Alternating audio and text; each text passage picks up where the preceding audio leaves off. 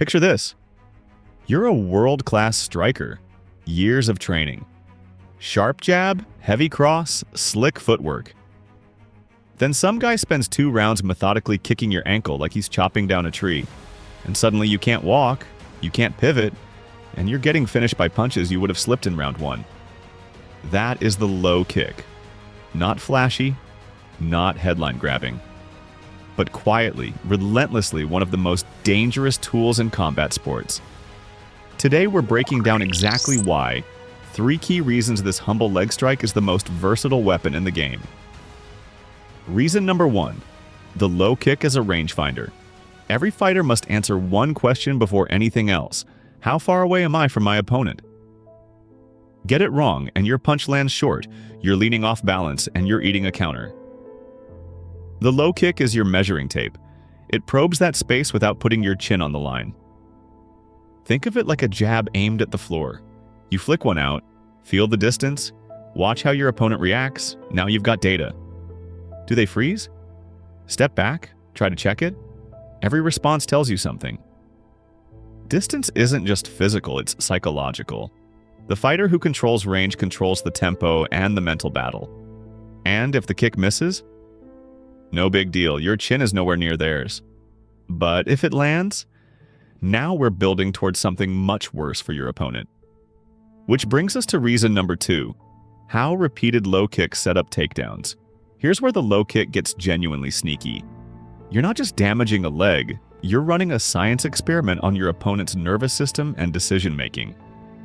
Land enough of them and something predictable happens. They can't blitz forward if their lead leg buckles. They can't pivot cleanly. Their kicks lose snap because they can't transfer force through a compromised base. Now imagine you're a wrestler watching your opponent flinch, shift weight, and drop their hands every time that kick lands. Opponents with sore legs can't defend takedowns, scramble, or maintain base. So you fake the kick. Their weight shifts to defend. You shoot into a wide-open lane. That's not luck, that's chess. The fake isn't the objective, the reaction it provokes is. When they commit to defending the expected kick, they expose an opening, a weight shift, a dropping of the guard, a clear path to the floor. Quick question for you, if you were in the cage, would you rather use repeated low kicks to set up a takedown, or go straight for the takedown cold without the setup? Comment your answer below, because it might tell you more about your fight IQ than you'd expect.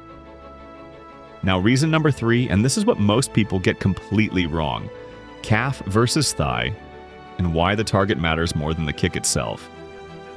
For decades, conventional wisdom said, go for the thigh. Bigger muscle, bigger target, easy to land. Thigh kicks work? Ask anyone who's had their quad turn into a bruised lump by round 3. But they require volume. You need to keep landing before the damage becomes decisive. The calf kick operates on an entirely different principle.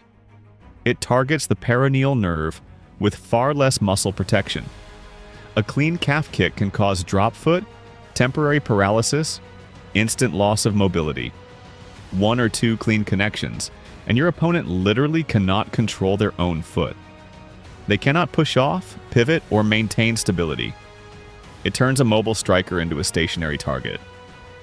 The efficiency gap is staggering. It might take many thigh kicks to match what just a few calf kicks accomplish. This is why top fighters shifted. The calf kick is the single most significant tactical evolution in modern MMA striking, a technique that has humbled world champions and forced entire camps to rewrite their game plans. The most iconic example? Dustin Poirier versus Conor McGregor, UFC 257.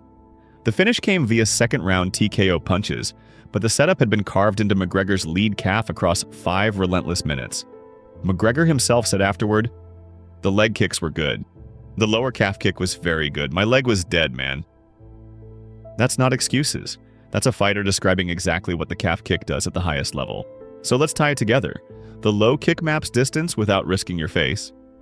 It degrades your opponent's base and manufactures takedown opportunities.